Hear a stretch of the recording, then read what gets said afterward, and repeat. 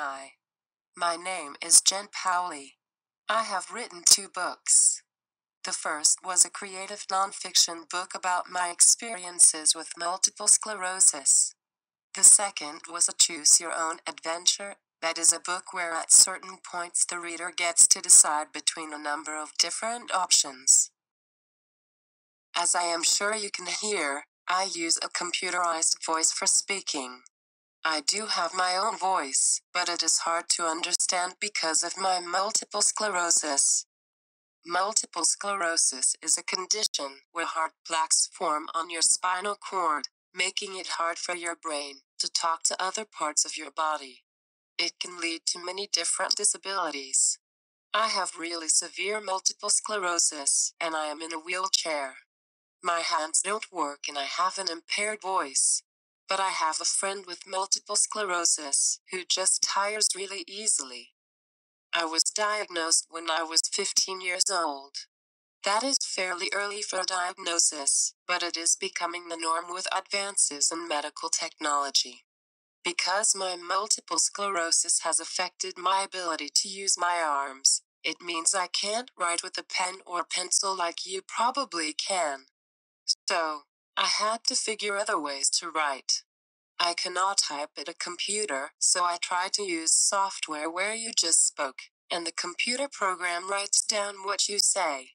But because my voice is hard to understand, the computer program always got the words wrong. Eventually I gave up. Now I use a human assistant who can both listen and read my lips and repeat back what they heard.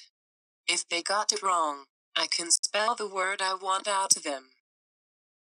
I had to change where I wrote. I used to love to write outside, but the sound of cars going by is something my voice can't compete with.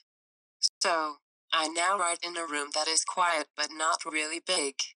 I find that rooms that are really big with really high ceilings do not work well with my voice. I want to tell you that if you have problems writing, there are many different ways that can help you. The clarity and volume of your voice is only one issue. You could have problems finding the right word, or you could have problems coming up with ideas. None of the problems are too big to manage. Chandramanique Bobé wrote a biography about his experience called The Diving Bell and the Butterfly. He did this by blinking his left eye. That was the only part of his body that wasn't paralyzed. But the book is amazing. Helen Keller lost her ability to see, and her ability to hear when she was 19 months old. She had a good friend and teacher, Anne Sullivan, who taught her how to use sign language in another person's hand so that it was okay that she couldn't see. Helen Keller eventually wrote 12 books, the most famous of which was The Story of My Life, and was a great advocate of equality and women's rights. Naoki Higashida is severely autistic and is nonverbal. He communicates by pointing to letters on an alphabet board, or pictures on a picture board, to speak. He wrote the book entitled, The Reason I Jump. Donna Williams is also autistic, but, unlike Naoki, she is highly verbal. She experienced a host of other issues, including trauma, abuse, neglect, and exploitation. So, her ability to write is affected in different ways. But she has overcome those things, and wrote, Nobody Nowhere. So, this is all to say that it is possible. It may not be easy to write, but it can be done. One of the biggest challenges in writing may be for people who are deaf or otherwise hearing impaired, who might need to use an American Sign Language interpreter to record their thoughts. They might not need to, and might be fine using the written alphabet. I think that people who are deaf likely experience the world differently than people who hear. It would be really interesting to get another perspective on day-to-day life. You might want to read the book, The Silence Between Us, by Alison Gervais. You may need the help of a teacher or a resource specialist. But there are lots of people who can help you write. You just need to find one that you are comfortable with and can trust. If you are having problems finding someone, talk to a teacher or a principal or a friend. Now, let's try writing. Either grab a pencil and some paper, or your laptop or tablet. If you have a pencil, hold it without using your thumb. Write your full name.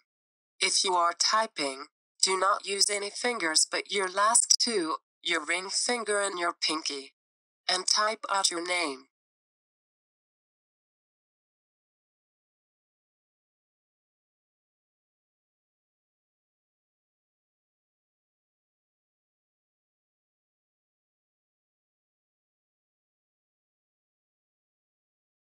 Talk about the experience. This is kind of like being differently abled, but differently abled people can't turn around and forget about their disability. Their disability or disabilities are permanently with them. Now, let's think about the way you think. I would like you to describe your pet, or the pets of a friend of yours, or a relative, or any pet you might know, without relying on your sense of sight. You have 5 senses: taste, smell, sight, sound, and touch. Don't tell me about your cat, and how it is orange, and black, and really large, but tell me how its fur feels, and how heavy it feels when you pick it up.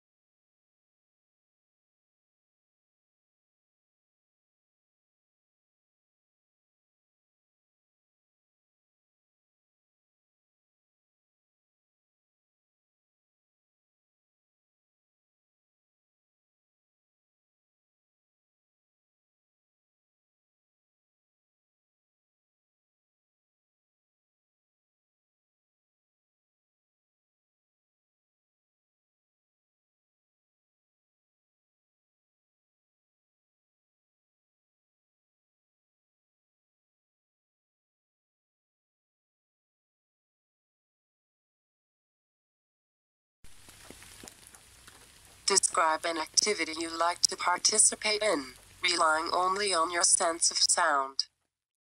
If it is about how you like to play basketball, you can talk about the squeak of the sneakers on the hardwood, and the sound of the ball when you make a perfect basket.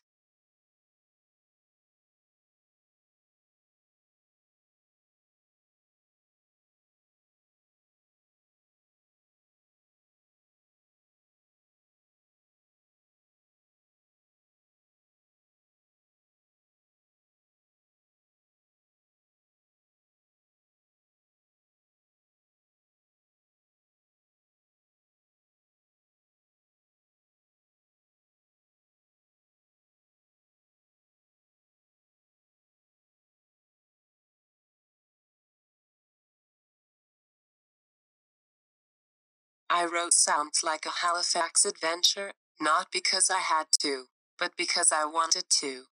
Sounds like a Halifax adventure follows the adventures of 2 sounds: a doorbell chime and the hum of a refrigerator. There aren't any stories that I know of where the main characters are sounds, but maybe I haven't read enough. And now a quote from the book. Parker has the ability to see sounds. It's not a trick. It is just the way that it happens. Parker is synaesthetic. Seeing sounds is as natural to him as seeing this book is to you or me. Because of his synesthesia, Parker tends to see sounds as having color, texture, and weight. But because he also works long hours as a sound engineer, spending time looking at computer programs known as digital audio workstations, Parker sees sounds as linear waveforms that remain even after the sound has stopped. His brain plays a trick, showing him what he expects to see, rather than showing him what he actually hears, like most people with synesthesia would.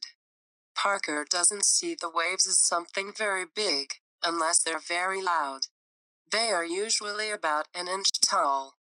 They also have arms, legs, and faces, because Parker drinks a lot of coffee.